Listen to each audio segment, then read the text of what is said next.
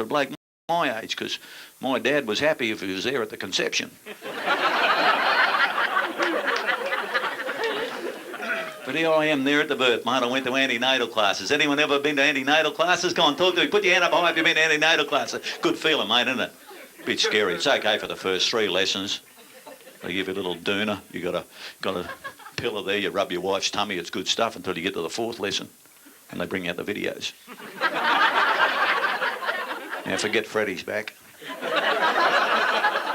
This is scary shit. The perspiration broke out in my forehead, and I thought, shit, I promised to be there at the birth. And then the nursing sister was running the group. What a mean, twisted bitch was she. She got up the front of the room and she said, there's not one male in this room that understands what it's like for a woman to carry a baby for 9 months. I'm sitting down the back of the room, pissing myself laughing, thinking, isn't that a magic revelation? And she sprung me. She said, just for your benefit, dickhead, she said, I'll explain to you what it'd be like if a male had to carry the baby for 9 months. I said, oh, please don't.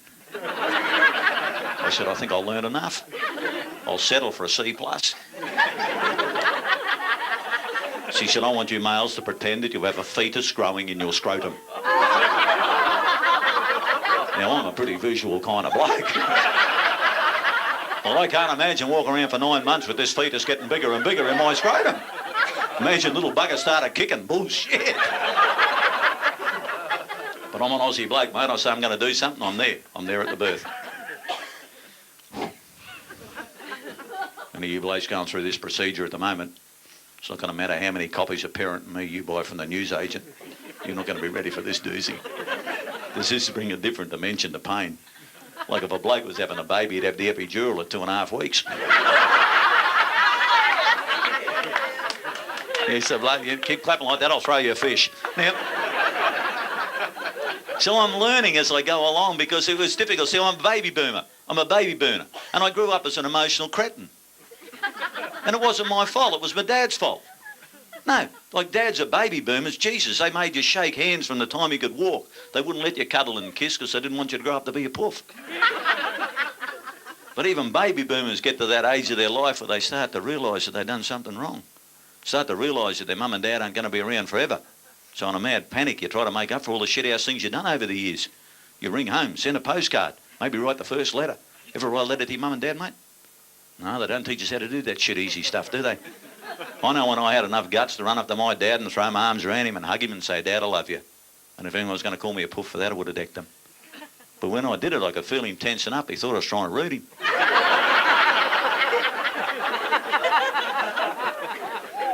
And that scarred me. And isn't root a funny word? We go to America and I talk about rooting in America and they haven't got a clue what I'm talking about. Because over there they root for their football teams. We got a couple of girls in Australia that do that, but not a lot.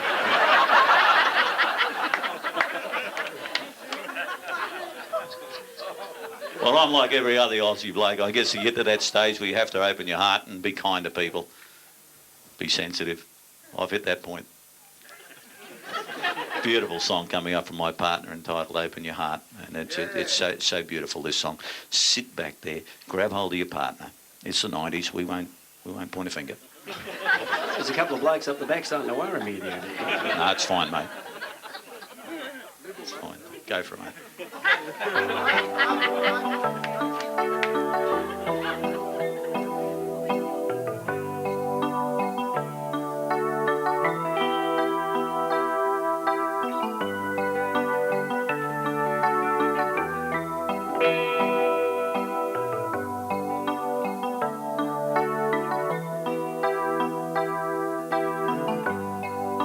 Last night I had a dream.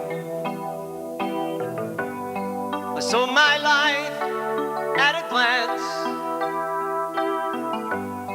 I dreamt I was in heaven. It was like a second chance. A voice said, hey, you've played it hard. You've carried the heavy load. You've tried it all. You've tried it all. It's time to take another road.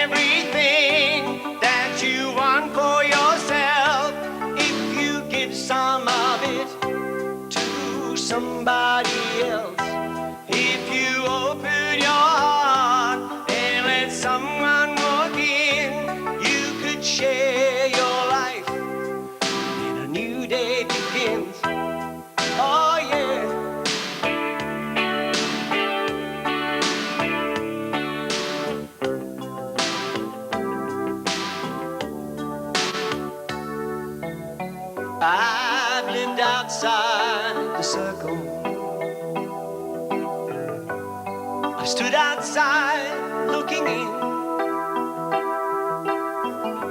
I watched it rolling along. Some people lose, some people win. A hand reached out and gently touched me. A guiding touch seemed to say, you've tried it all, you've tried it all. It's time to try another way. You can live your life any way at all, but share your love. Now don't be a fool. If you open your heart and let someone walk in, you could share your life and a new day begins. Oh yeah. You can have everything that you want for yourself if you give some of it to somebody else. If you open your heart and let someone walk in, you could share your life, then a new day begins. Oh yeah.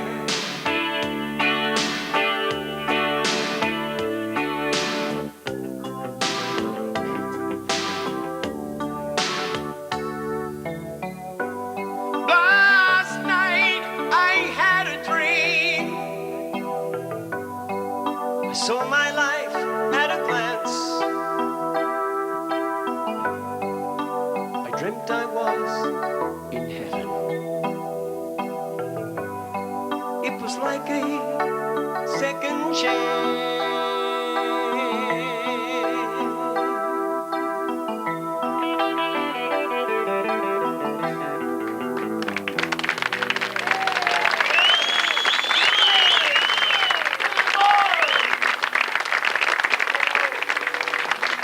Such a simple message, and we find it difficult to do.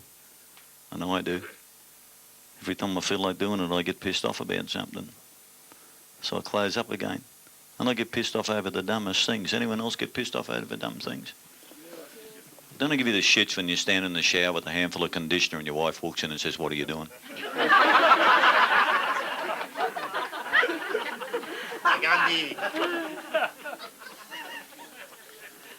Don't it piss you off? Eh? Fish and chip people get pissed off with me. Because I'll walk into a fish and chip shop really late at night and say, "You got any fish and chips left?" And they say, "Yes." I'll say, "Serves you right for cooking so fucking many." And I love farting out loud. Does anyone else like farting out loud? Talk to me. I love farting out loud, and the hardest thing about farting out loud is to find a lady that loves someone that farts out loud. My lady hates it. I fart out loud and she goes bang, hits me across the back of the head and says, "Say pardon." It's not going to make it smell any better. She hasn't taught me any manners. She's taught me how to duck and fart real quick. She's done it. We got a classic over there, haven't we? Bet your dad wishes he'd left it on the sheets.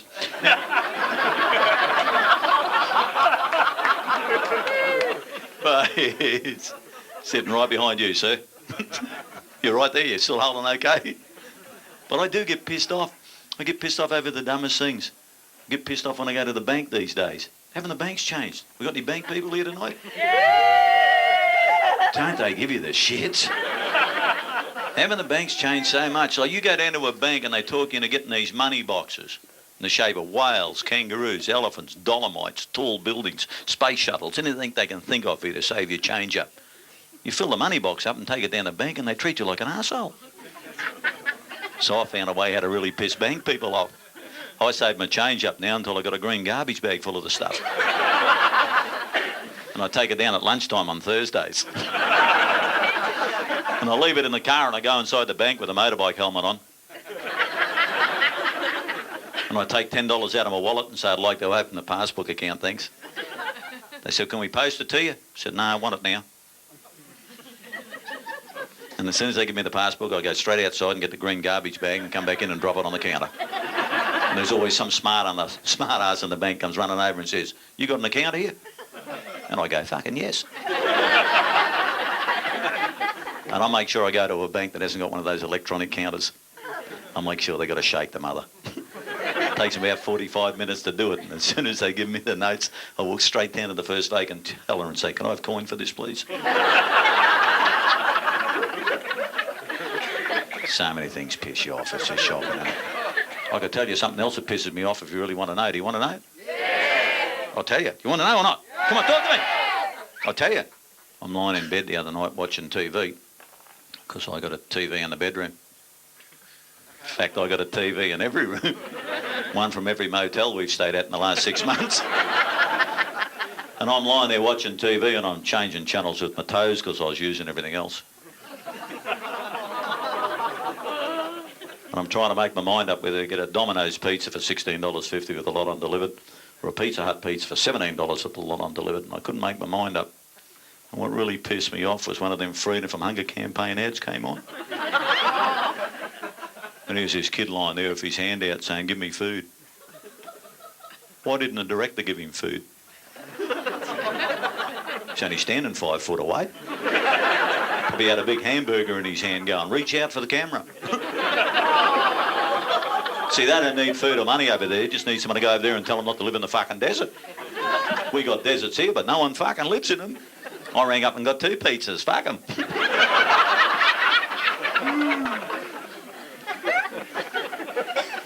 Slowed them down. There's a little bit of concentration going Yeah, on. mate. And then there's people out there laughed at that, get up in the morning and go, "Shit, did I laugh at that?" Now, just take your hands off your hips. Sorry, It's a mate. big giveaway, mate. We take it back a few years now, ladies and gentlemen. Well, oh yeah, you know you make me want to shit. Shout!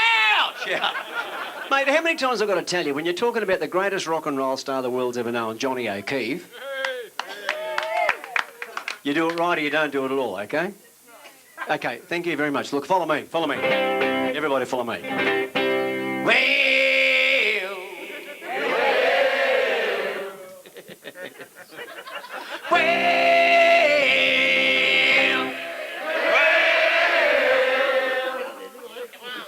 Oh yeah!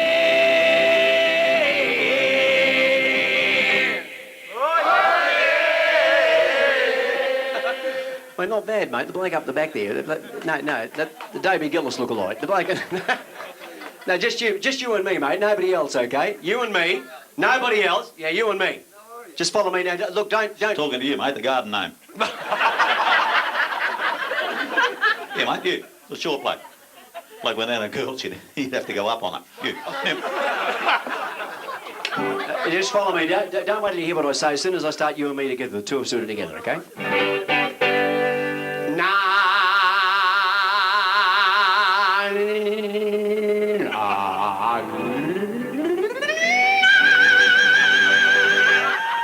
Just squeeze them. Why did you join in, mate? Mate, he's probably had enough to drink. Go for it. A very positive person, can't say no. Mate, we don't wait for answers, mate. I talk, and you run your hand over your face till you find the fucking pause button. Wouldn't you love to be able to say some of this to your employees? Come on. Wouldn't you love to say it and get away with it? Talk to me, would you or not? Talk to me. There we go. Here we go. Little number for Johnny O'Keefe, the greatest rock and roller Australia's ever seen. Is that, and maybe the world's ever seen. Is that correct or not? Yeah. And the reason he's the greatest rock and roller the world's ever seen is because he was an Aussie. Is that correct or not? Yeah. This will take you back a few years. The late J.O.K. Each and every one of you know when Elvis Presley died. But I've got to tell you something now. November 1998. It's the 20th anniversary of the death of the great J.O.K. Can you believe it was only 20 years ago? Gone too quick, hasn't it? So we do this little number for you now. Johnny O'Keefe, he died like a great rock and roller. Not like the young blokes these days, belt around their head while they're tugging.